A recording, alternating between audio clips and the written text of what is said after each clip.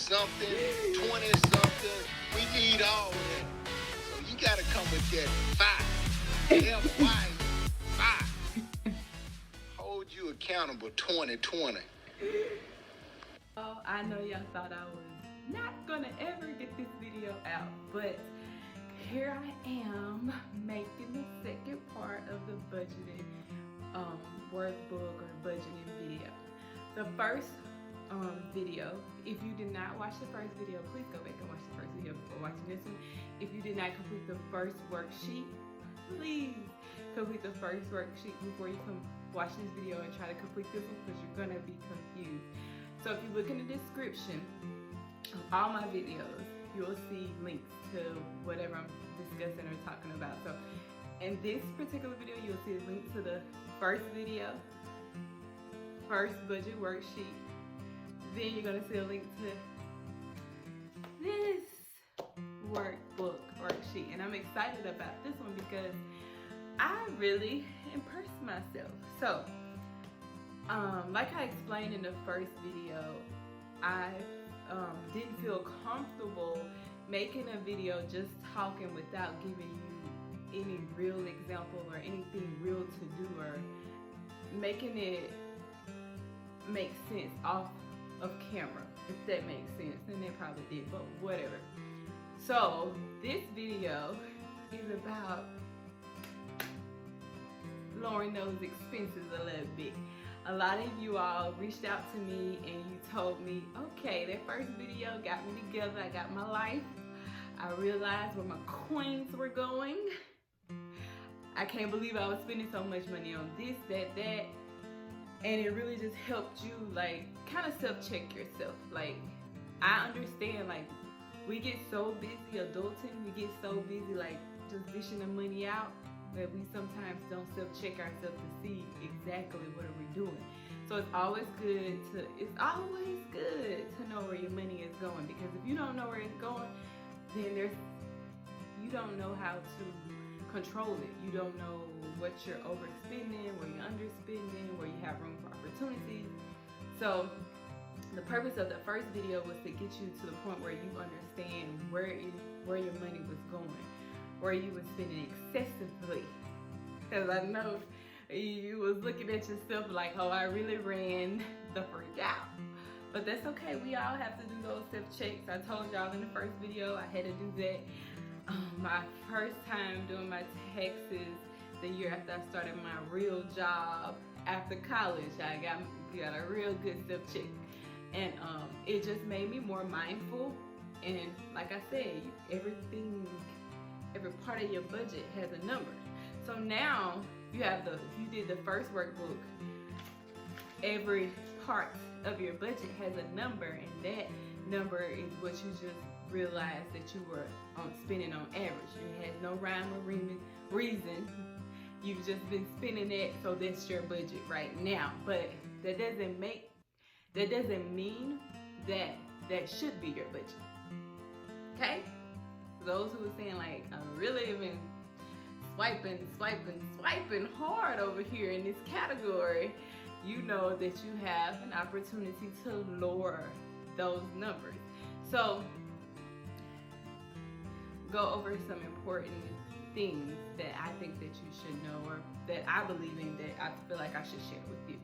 So like I said, first video, this is the Brown's way. So I mean, somebody else may tell you something different that sounds better to you, that's fine. But this is my video and my expertise when it comes to budgeting, saving, paying off debt. So first thing, everybody, what I say in the first video, you'd be so excited to run up that debt bill. Then you'd be so excited to try to get it out the way. But you're never as excited to save. And to me, we cannot tackle debt until we have something in the bank that gives us some type of security while we're paying off that debt. So that's important to me. That's why I'm focused on saving first, then we can get to the debt repayment. We paid off our student loans, well, my student loans, my husband didn't have no debt, it was all me. We paid off our student loans, but that whole year and some change that we were paying it off, we had great nest egg in the bank. So if something happened, we wasn't like, dang, we don't have nothing to cover this expense. We have to go pull out more debt to cover this expense. So we're back further in debt, all because we was trying to pay off debt so fast without taking a moment to actually save and have us a nest egg. So it is so important to start paying off debt once you have a nest egg saved.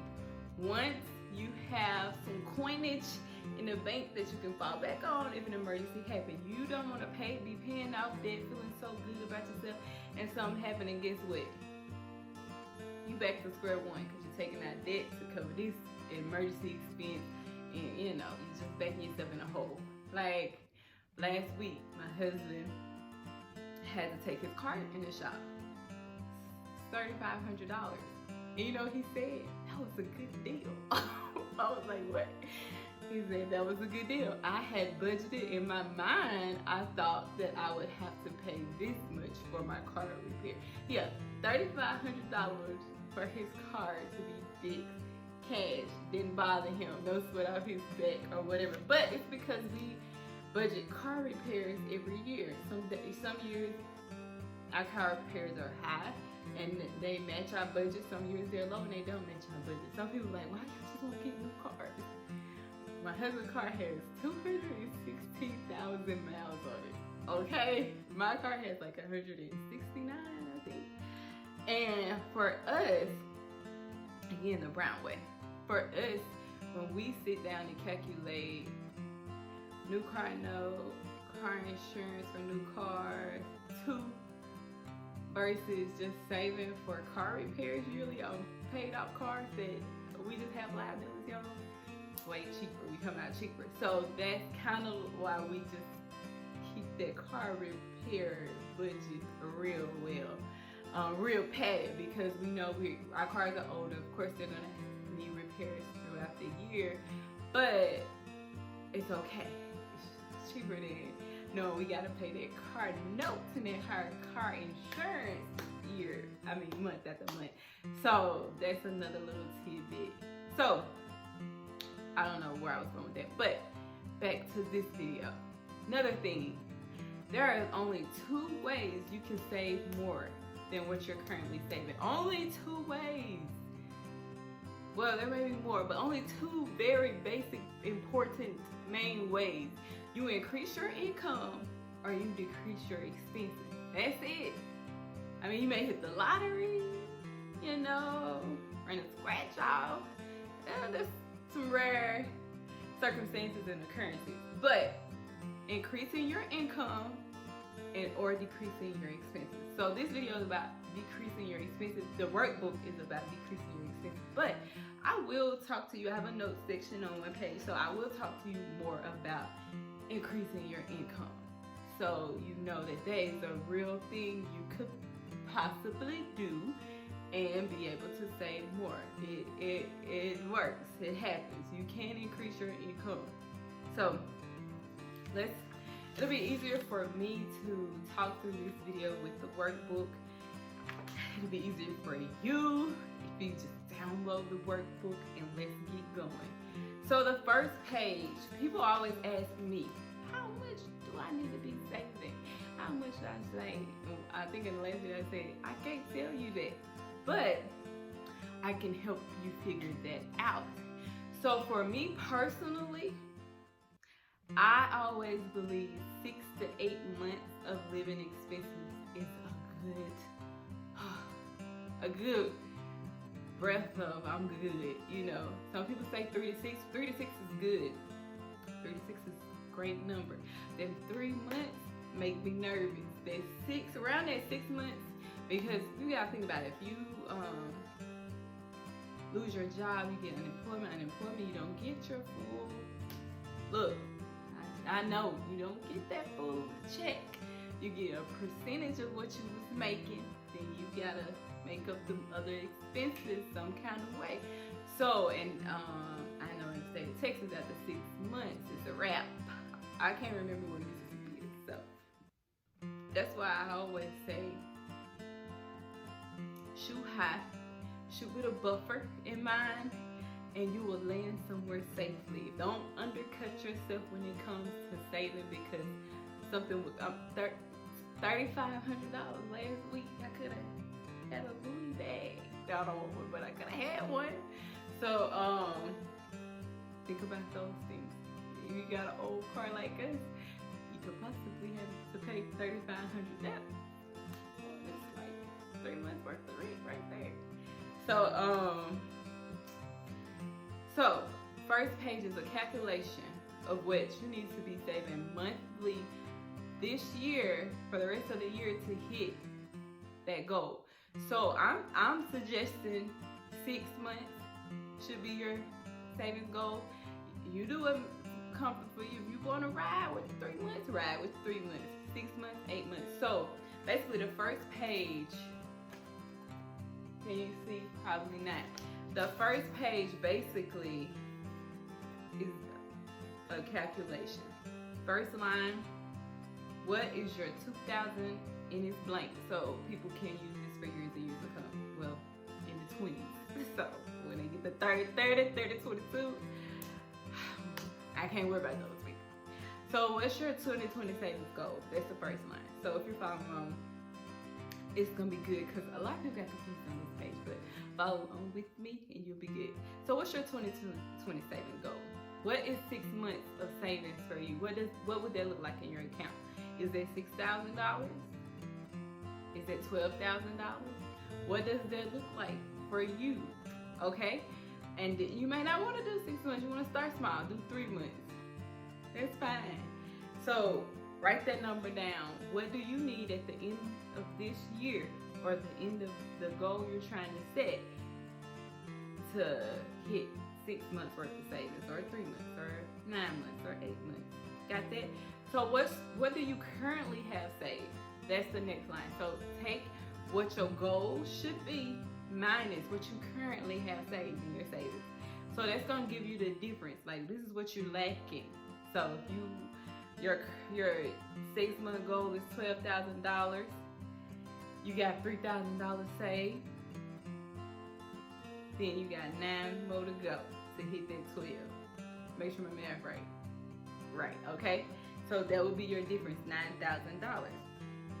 So now we're gonna figure out where is your gap.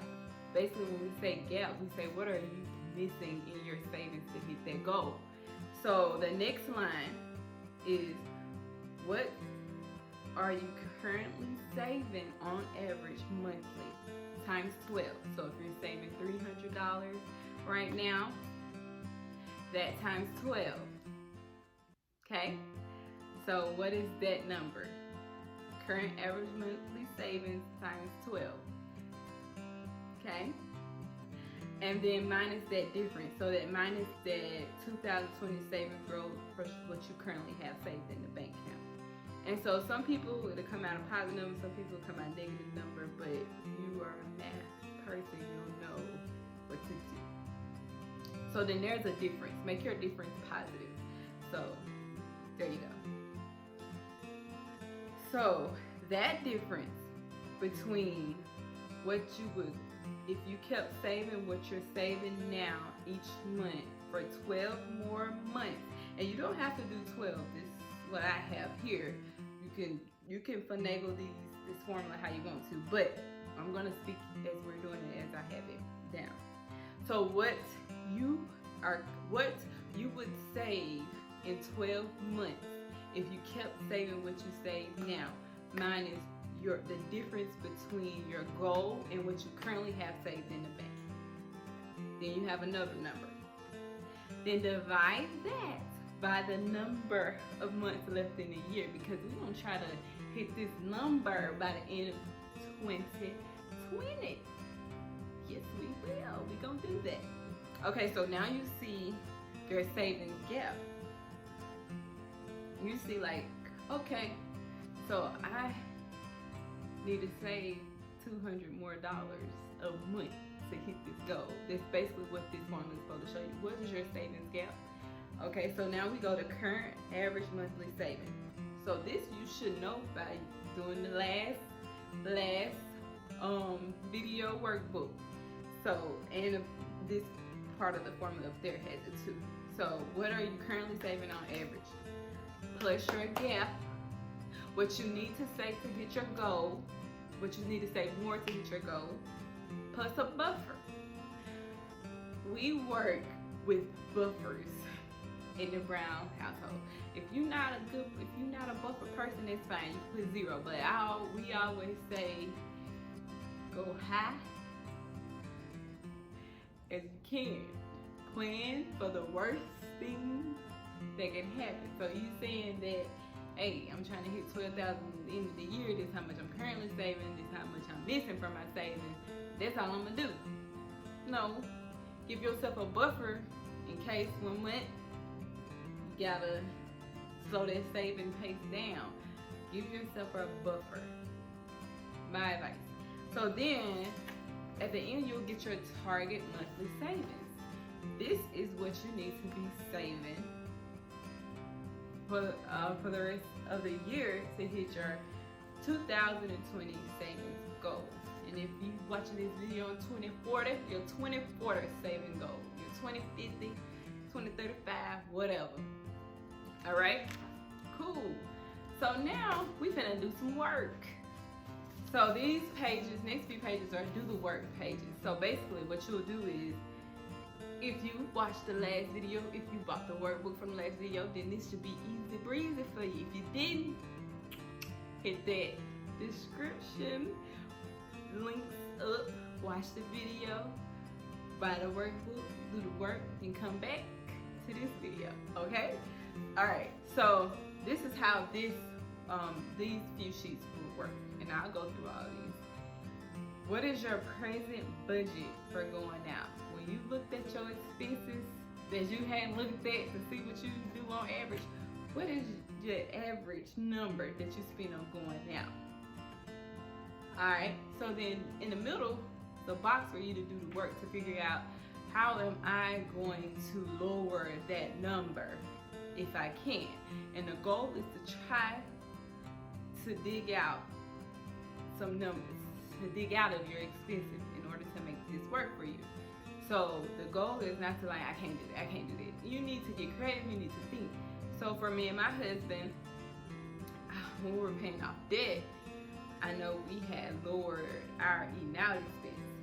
Okay, we still went out every week, but we lowered that number. Okay, we'll go out every week, but this is what we can spend every week. So if Friday we tap that out, we're not going out Saturday, we cooking at the house. Okay? So it's about figuring out how you can lower that number. So like if your present budget is like, dang, I'm spending about $200 every weekend. So it's $800 every month. That's a lot of money you can carve out right there. Okay, I'm spending $200 every weekend going out and I'm doing this, I'm behind. This spending drinks, I'm going to brunch, I'm going to lunch, I'm going to dinner, I'm going to breakfast, I'm going to the club later, I'm going to the movies, I'm going to this, I'm doing it all every weekend. No, calm down. You need to cut some of that down. You need to say, okay, maybe I only do dinner on Friday, brunch on Saturdays, eat at home on Sundays. Then I'm only gonna give myself $50 for the dinner. So I may not be able to drink as much as I usually drink. That's fine. Water. It's just a good old ice water. We all need more water. Or, okay, brunch on Saturdays. I usually go to the hot spot. Fancy. Eating fancy, smancy, drinking fancy. Now we can't do that. We gonna go see good. You know, decrease that little expense as much as possible, so you're gonna find somewhere cheaper to go. You still experiencing being out, but you're gonna go somewhere cheaper, okay? And you're gonna stick to that number. So, okay, let's try to cut that in half. Okay, I'm spending $200 every weekend out. Let's shoot for $100. So that your new budget monthly should be $400 versus the $800. And that's just an example. It's not like written in stone. You know what that number is. You know what you can realistically do. And what we tend to do is feel like I'm stuck in my lifestyle. I can't change this. This is what I'm used to doing. You can do anything for 12 months. And this is for the rest of the year. You can do it. I remember when we were paying off our student loan, I said, I cannot go this long without getting my hair done. I said I could not go this long without getting my hair done, getting my nails done. I just can't do this. Not shopping, but I did it. So you can do it. It's just like you just gotta be, it's more self-control and discipline. But once you start doing it regularly, after that first few months, it's gonna come naturally. Okay, this is where I go on Friday. Even if you gotta go to the same place with the same thing every weekend, you just do what you gotta do. Okay? Phone and cable. Phone and cable is simply calling up your phone and cable company and seeing basically how they can work with you, what plans they have available, what discounts you can get applied to your account. People usually do not save as much as they can on their phone and cable because they don't call. They don't want to be bothered. Me, let our cable bill go up. I don't like talking on the phone. I ain't gonna call you. I'm gonna chat with AT&T Uverse real quick while I'm at work. And what y'all got for me? My bill is a little higher. And so it's just taking the time to find out what you can do and what changes you can get applied. I mean, if you gotta decrease your package, if you gotta get rid of your package, do what you gotta do. 12 months, do what you gotta do. Phone bill, you'll be surprised at how much you can save by going in there and talking, making sure you're on the right plan for you. I went into AT&T to get my mother-in-law phone, like switched over to a smartphone, and my friend was with me, happened to go with me. Started talking to the guy. She was paying so much more for her phone bill than she had to pay, than she should have been paying. So just being in there with us and talking to the guy, her phone bill went down like drastically. Like she didn't even know. And it's all about calling and finding out your options. Sometimes there is no option. Even you can get like $5. There's more than nothing. So phone and cable. Grooming extensions. Ladies, you know we gotta get our nails done. We gotta get our hair done. We wanna get our lashes done. We gotta get our waxing done.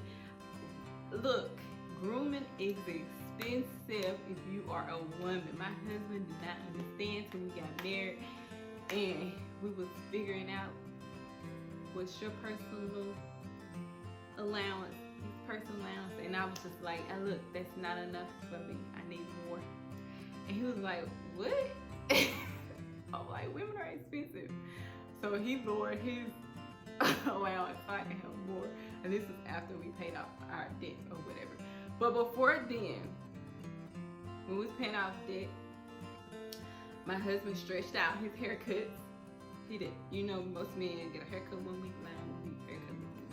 He stretched out his haircuts. He lined his own head. He just did what he had to do. Me, I would only get my hair done in a style that would last longer than, I think, 2 or 3 months. If it didn't last longer 2 to 3 months, then I didn't get it because I had to make my money stretch. Nails wasn't an option. The brows, I can't even remember how many times I got them done that year. Not that many. But, I mean, even brows are like, here like $10, $8, but that adds up if you're doing it regularly. So, makeup and stuff, I just got my makeup kit together when we went out of town to Africa. My sister sent me a list of stuff that I didn't have. I was not buying because I was so used to not buying makeup. I wasn't buying it. I had the basics and that's all I needed. So you can finagle that grooming expense really, really well. You just have to be diligent. You have to be okay. Look, I had to be okay looking a little ragged up inside. And look, if I did, anybody could do it. Because one thing about me, I hate not having my hair done. Like, we'll have major breakdowns. It's not even cute. So that's grooming. Membership and subscriptions. When me and my husband was paying off that, we ain't had no Netflix, we ain't had no Hulu, we ain't have he didn't even have Apple Music. I still have Apple Music. He didn't have Apple Music subscription. We didn't have no type of subscriptions, hardly none. Now, when we needed to watch something, we would do a free trial. We'll get somebody's password. You know, we had to do what we had to do. I didn't have no Amazon Prime subscription, none of that. We just cut out it. You can survive without all these things. It seems impossible, but you can. So think about that. Your utilities are your utilities. There are things you know you can do to manage your utilities. So think through those. Like in Texas, like our light bills and stuff like that, we have lots of power companies. So they are always in competition with each other trying to get your business. So that's a way, you know. But a lot of people don't live in Texas. I don't know what other states do because I know Mississippi do. You only got a few options. So that's just about seeing, like, and my husband will look at our usage still. Like, we don't use this much watts. I don't know if we did this month, but we need not to do that next month because the bill went up.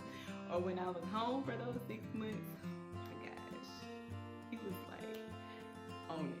So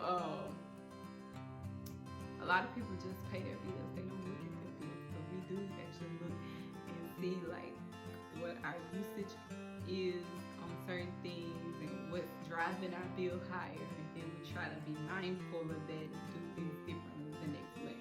Even now, still we do that. So we kind of know like once we get a little bit over this number, we done ran out. We need to figure out what was it? Did we have visitors? We're not gonna have visitors next week. So that's kind of how you work your utilities. Rent and mortgage. Mortgage, I don't know what that is. I was like, your mortgage, I mean, you can get creative. I don't know, Airbnb, some things you can do. Rent, if you live in luxury right now, take it a few steps back. It is what it is. Even if you go somewhere like $100 to $200 cheaper, that makes a difference. We live in this nice apartment now. Like our apartment complex is super nice, like our amenities and stuff. And it was $200 or $300 higher than our previous apartment. But we stayed in that previous apartment until we paid off all our debt, and we stayed a little bit longer after that. And what we did was, okay, we're not paying Sally Mae these thousands of dollars a month. We can go up a little bit in our lifestyle. We still got our old cars, but we can like add on like $200 or $300 more to our budget to live in a better place, for a place that we really like. And also that came with both of us getting well, my husband got promotion, he got a raise, I got a new job, got a nice raise or whatever. So that also plays a part in it. But let me tell you something that we do not do. We do not increase our lifestyle like crazy if we get raises, because we just believe we were fine. Like, this is what I thought. We were fine. We made it through paying off our student loans and taking all this stuff out of our budget. We could live like that for the rest of our life and be good if we had to. So let's not go crazy trying to live a certain lifestyle just because we can. Because next week we could be paying $3,500 for a car repair, and that'll set you back. So that's a tip that we use. Lifestyle inflation, that's what it's called. You, lifestyle inflation, stay away from it as much as you can. we try to live off of one salary, which proves to be a smart thing to do. Well, a lot of people are like, why y'all just live off one salary? Then last year I lost my job. We ain't miss a beat. And then I recently went back to work, but I was able to go back to work part-time, which was a blessing because I still have a lot of other things that I do. So I still just needed something, and then my husband was like, you don't have to go back to work just now, you can still like wait it out or whatever. But I was ready to go back to like a certain routine, and so that works for me. That works for us now. We can do that. We paid our debt to society. We live a very modest lifestyle, and it allows a kind of like a financial freedom. Like I go to work. Now I just telling my husband the other day, I feel so good not to be a slave to work emails, email on your phone, getting calls from work. Like for me, he still has it. Sorry, but for me, it's like, oh, this feels so good. It's worth that having a brand new car. You know, peace of mind is worth a lot of things. So just think about that when it comes to increasing your lifestyle. So I have miscellaneous expenses. So last video, you should have that information. Shopping, you can set yourself a nice, decent budget for shopping, because for some people it is hard to quit cold turkey. Me, I was shocked that I was able to quit cold turkey, but before we even got married, I had stopped shopping a lot because I knew I wanted to pay all my credit cards off before we got married. We were saving for a wedding. I had to pay for anything we went over our budget, so I had to like cut myself cold turkey when it came to shopping. And for me, that was just, if I go into, like, people know I don't like going into stores. I hate stores. Because for me, if I'm going into the store, I'm buying something. I have to go with a purpose. I can't just leisurely look around because I'm a shopper, okay? So for me, it's like I don't go into stores unless I absolutely know I need something and have to have it. But some people like, I ain't trying to be, I'm not trying to like just be nothing. Like, I'm not trying to do nothing. I'm not trying to take all my joys away. So set yourself a nice, I'm not saying nice as in big, I'm saying nice as a decent shopping budget. And when you hit that, that's it for the month. So what you spending now, take that down, okay? Then you come shop at 20-something now. 20-something boutique, come shop there. No, this is playing, ladies. But just set yourself a limit and don't go over it.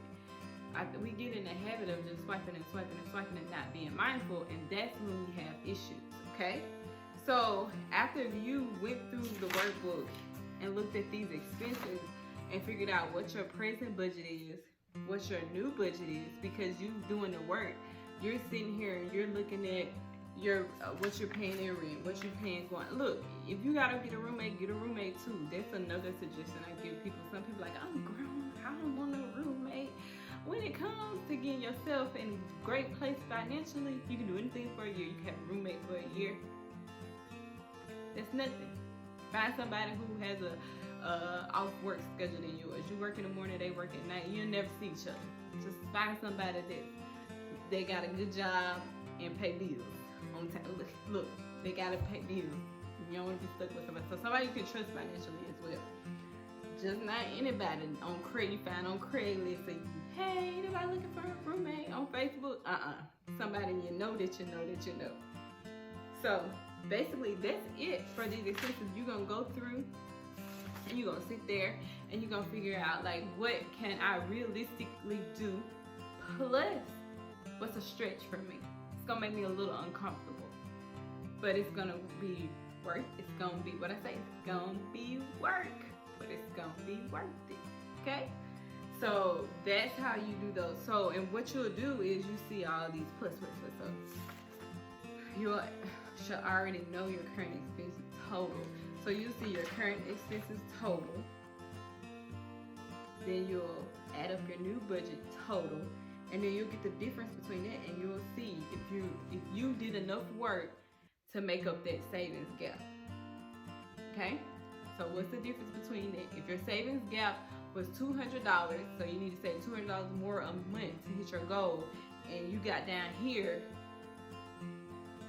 and your difference is only $100 between the two, you gotta go back and do more work, because you just was playing around, and that's not what we're here for. We're here to find a realistic way to hit your savings goal.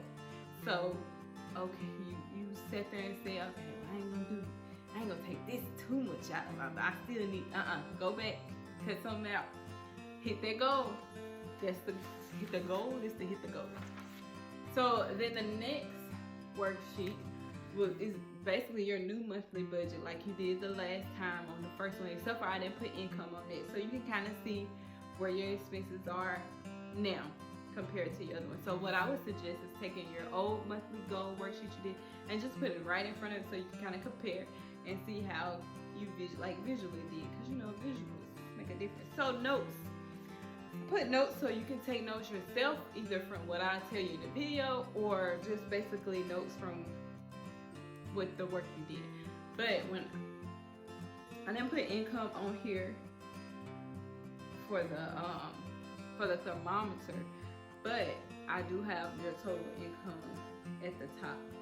But I wanted to speak on increasing your income, because some people feel like you can only decrease your expenses so much, and that is true. You can only decrease your expenses so much. If you're not making enough, it's only a certain amount of things that you can do. But also, that's not an excuse. Be mindful of the stuff you add onto your life. I left college making $31,000 a year with $40,000 student loan debt. The last thing was on my mind was buying a new car, staying in a fancy apartment, buying new furniture for the apartment. It didn't make sense, because in my mind, I always think like future. I know I want to have these student loans paid off like soon, before we buy a house, before we even think about buying new cars, before I think about buying a new car. So that was my plan. I'm like, let's tackle this, then we can go on to the next and go to the next. A lot of people, what you do is, I'm graduated, got this fancy degree, I got a new job, let me just reward myself, let me get a new car, let me get this fancy apartment, let me furnish this apartment with, let me go to Z Gallery and furnish this apartment, let me just ball out. And that's just not what we do, okay? We can't do that. If you've been doing it, you need to reverse that thinking. If you've been thinking about doing it, you about to graduate, don't do it.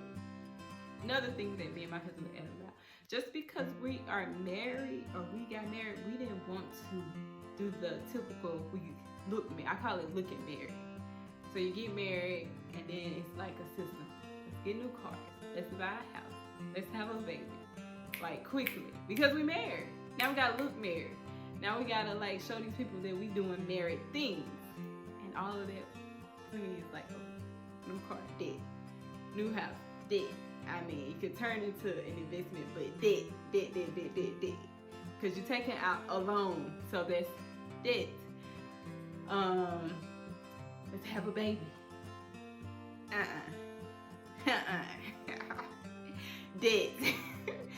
So you have to really think about what you're trying to look like is gonna cost you. Us looking married could cost us hundreds and hundreds and hundreds of thousands of dollars in debt at a very young age. Instead of just taking our time and have these student loans first. Let's save to buy a car in cash. So once we buy a new car, we still in the same position we was in before when we got the new car. No added debt. Let's save as much as possible before we buy a house. So if we have to take out a loan, it's not a huge loan. Or preferably, we won't even have to take a loan, we just pay it off in cash. Let's wait to have that baby. When my wife got some patience. And when we feel like, okay, I don't have to like stress about daycare expenses, diapers, like stress about those expenses. It's just they can be added to our budget, no problem. Boop-de-boop, we done. So that's another thing that I always tell people, newlyweds or people that's about to get married. Just because you're getting married, you do not have to do the look like married thing. So I can put these posts on Facebook, show people we bought a house, which these are all good things. I love those pictures. I like those pictures. I congratulate people because those are things that they wanted to do for themselves, and those are good things to do if it's what you want to do. But our biggest thing is to be mindful of what that costs us personally. Like I said, it's around with what that will cost us personally if we jump ahead and just add all of that on our plate at once.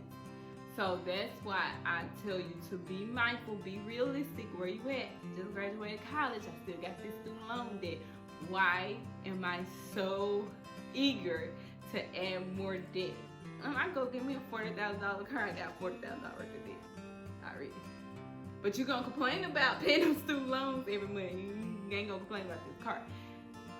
Be mindful of what you're adding to your plate. It makes a difference if you don't have all of that debt holding you back from doing what you ultimately can do to be as financially free as possible.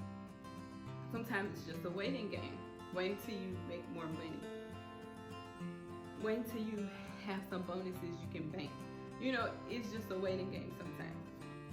But to some, it's not. They want to go ahead and do it. That makes them happy. And that is perfectly okay. You got one life to live. Do what makes you happy, not what makes me happy for you. Okay? So, and then I redid the savings tracker. So now what I want you to do is give every part of breakdown of your saving: emergency saving, car repairs, 401k, investment, vacation, down payment, any personal saving goals that you may have. My thing has a low battery, so I don't know if it keeps cutting off, but I'll repeat what I just said in case. So next is the savings tracker. So I want you to give each saving bucket a number. So this is what you're gonna shoot for 2020. You're saving, you got a saving goal, 6 months, whatever it is, but we need to break, this is why the buffer is important. We need to break that down as well. Like, what part of that is my emergency savings? What part of that is car repairs? What part of that is for my 401k for investment? What part of that is vacations? What part of that is a down payment, going towards a down payment? What part of that is for any personal savings goal I may have? It is good to break your savings down. So you may, like we said, we'll do 6 months worth of savings. You may say, let me just do 3 months and let me save an extra amount that'll get me a nice number in these buckets. Or you can break your 6 months down into these buckets because you still have that money. Like for us, when I lost my job, we had money saved for investing. And so when I lost my job, my husband said, okay, we have all this money saved to start investing, but we're not going to start investing just in case something happens. Like, you're out of work right now, your car may break down, we might need to buy a car cash. You know, that's kind of how you can finagle it as well. Yes, I have it saved for something, but if something else comes up, I may have to shift it to something else. It's a good thing about having a savings, having it broken down, and being realistic about when things change. Like, hey, you can shift from your savings category. Don't shift from your bills and all that other stuff. Shift from your savings. Okay? Okay. And so then we have, so you can just track it. I showed a friend my workbook beforehand, and she said she really liked these sheets because she can actually post them up like on a poster somewhere and just visually like track it for herself throughout the year, and she can kind of see where she's going. So that's what why I wanted to make workbooks to go with the videos, because you can kind of understand what I'm saying and put it to work, like right after the video or during the video. Put it to work. Like, I didn't want to just give you a video, just me talking, and then you leave and you like, how do I take this information and turn it into something valuable to me? So I just wanted to go ahead, make sure I gave you valuable information, a valuable resource as well. So that's the next few pages. After you, it's a lot. Then we just have a budget recap exercise where you just really like talk through some things you learned about yourself financially during both of these videos. 3 gems you took from the first video, 3 gems you took from this video. What are ways you will ensure you stay committed to your budget? So just a way for you to like trigger some things we talked about, and you can go back and access it like easily. Like, dang, God, that video was an hour long, but what are some things that really stuck out to me in that video? Then my favorite, and actually a lot of other people's favorite, financial affirmations. I thought this was very important because, like I told you guys, I had a mental breakdown at the end of us paying off our student loans. So you may have a breakdown. You may, towards the end, towards the middle, in the beginning, like, I just cannot do this anymore. It is too much. So I didn't have this for myself. I should have done this for myself. I had to do it mentally, like remind myself. So I just wanted a space for you to write down some affirmations that make you stay committed to your goal, that you can go back and read when you start feeling like, why did I do this to myself? So yeah, so it's just simple things like making a sacrifice today puts me in a better position tomorrow. Just something like that. Some little feel good things that make you feel like, okay, I'm doing this today so I can do the X, Y, and Z. Or this is just simple. Like, it seems complex, but just make it simple for you to go back and just center yourself when it gets too hard, because it will get too hard and you will feel defeated, or you feel overwhelmed, you feel like you can't do it, or you can't do it any longer, or you just want to go out and do hood rat things with your friends and you just want to ball. But no, we ain't doing it. We gonna work towards making sure that at the end of 2020 we've put ourselves in a better position financially. We have this amount saved. We feel like more financially free or confident. It's very important to feel confident in your decisions financially. So have you been confident in how you've been spending your money? Probably not. So what I want you to feel like at the end of both of these videos is confident. Like, I feel more confident in myself because I've examined my budget. First video. Second video, I re-evaluated my budget. I redid my budget. I made sense of how I was going to do those changes. And now I feel more confident. And I think I forgot to speak about income. Okay, so of course,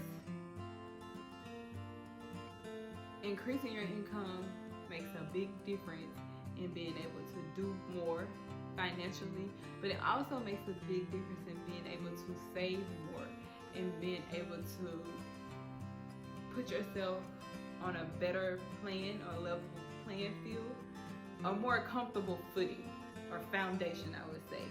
So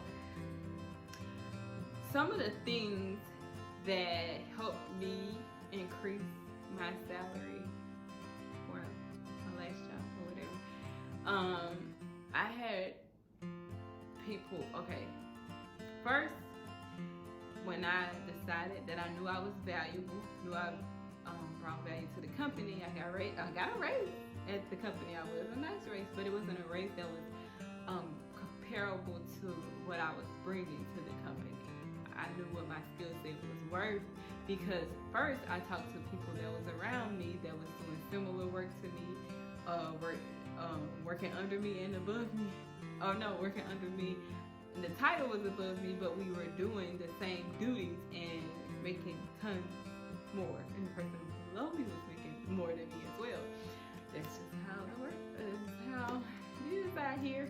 So being able to have those conversations with people that in my position, so you find somebody that has the same work experience as you in a comparable company as you, because depending on your company size and what revenue your company is bringing in, that makes or break what they can realistically pay you. So the company I was at realistically could probably pay me what I was worth, but they wasn't gonna make that stretch.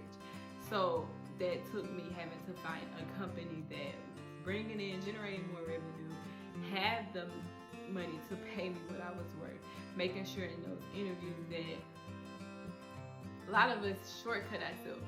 When I found out what I should have been asking for, that's what I did, and if that's what I asked for. And then you may not be comfortable telling, which you may just not be comfortable. You turn that question around.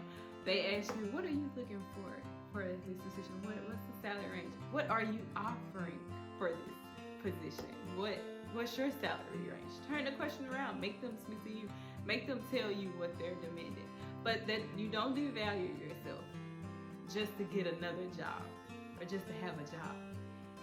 You have to stand firm on what you feel your realistic value. Stand firm on it, and you find the place that can offer you that.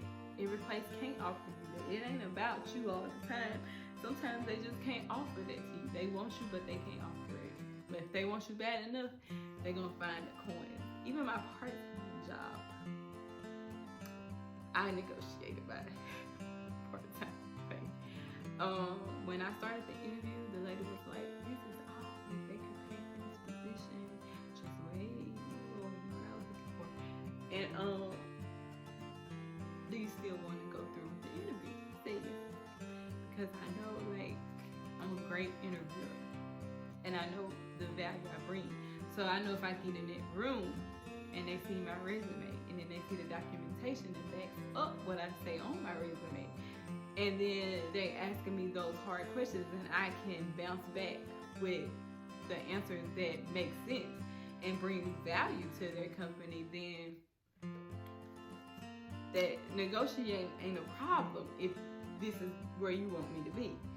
So yeah, you still sometimes it's room that you don't even know is room.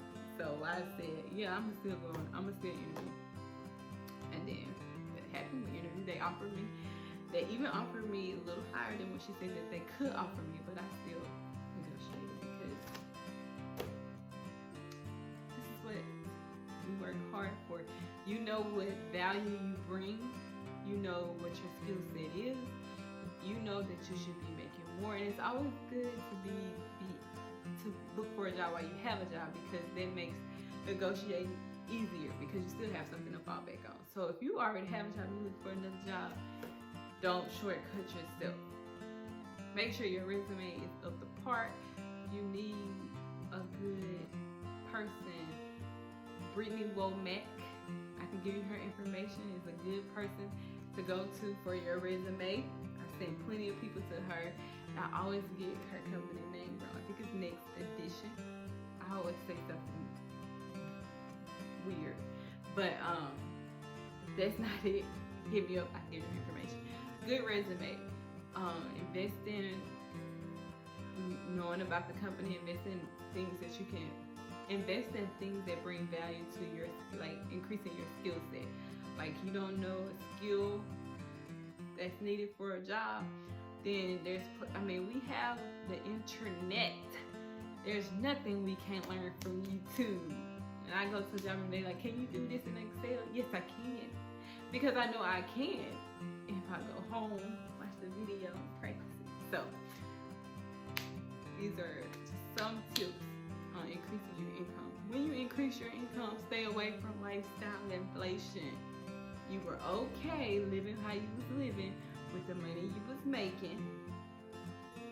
Start stacking your money.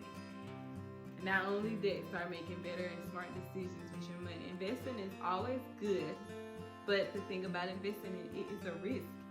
Can you afford to take a risk right now? I know like investing is people number one. Like toxic is a big word. Investing in there. You should be investing. You should be doing this.